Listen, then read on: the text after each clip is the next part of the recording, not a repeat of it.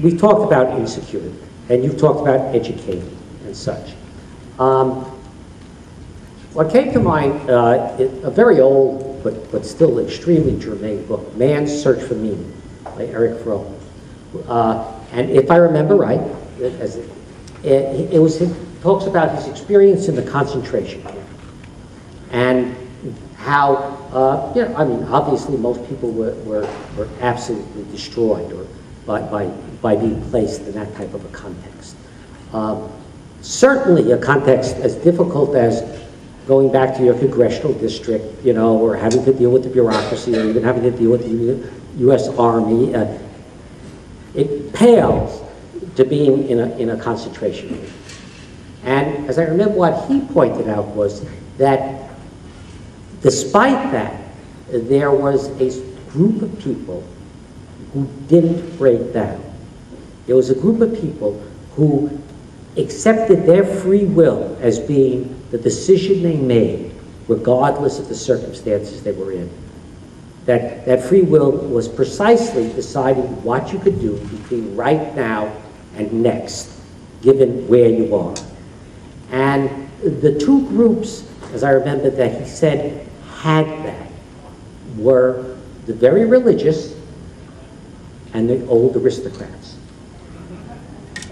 It was the religious people and the aristocrats, and it does go back to the king, I found that interesting, that had, we've talked about human security, we've talked about bad water and toilets and food, but these two groups had a security in the core of their identity that none of the others seemed to have. But I'd like to ask you, Dr. Manoshi, with you.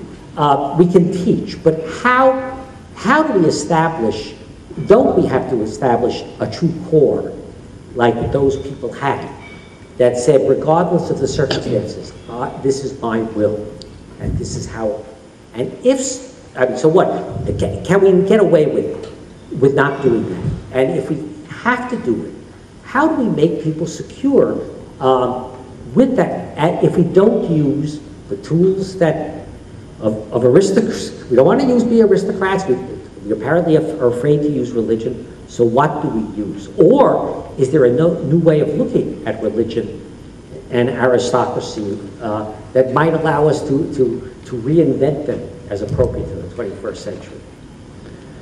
Last question, not fair, but life isn't fair.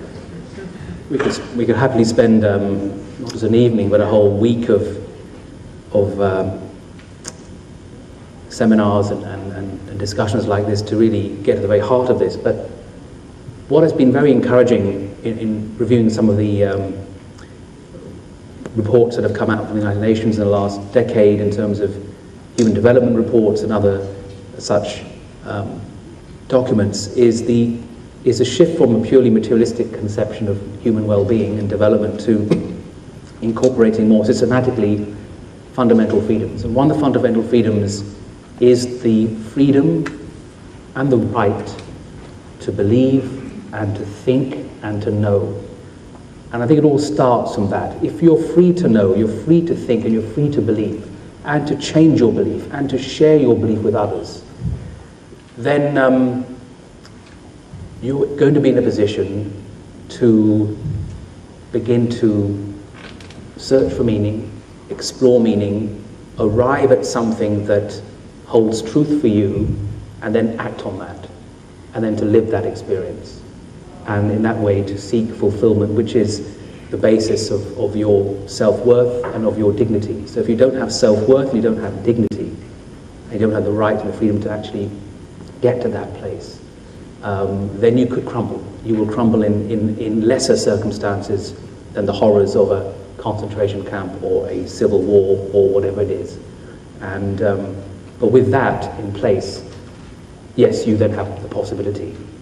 And that is a commitment that governments absolutely have to adhere to.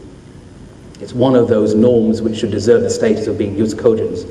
You cannot derogate from that, because if you do, you rob humanity of its humanity, and actually more than its humanity, its very fundamental essence, which you can't put a value on. Patrick?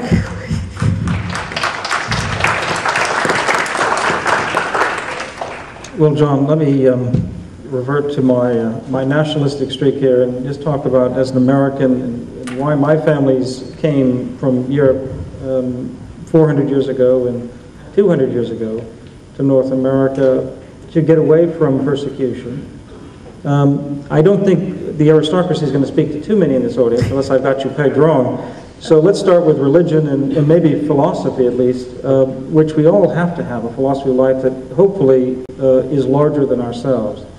And understanding that we have a responsibility to protect the rights of others for their freedoms. And how we go about that, whether public service in civil society, or the government, international organizations, in our local community, in our schools, in our churches, there are different ways to give in this, across this dimension, but we have to be willing to live for something larger than ourselves and try to find ways to make justice in our own communities, and that's human security. And that's not always going to be stopping World War III.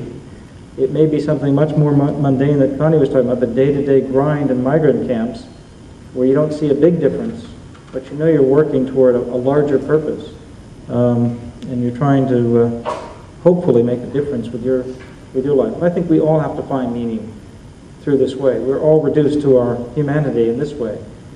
Death has a way of making us all equal, as Mark Twain once said.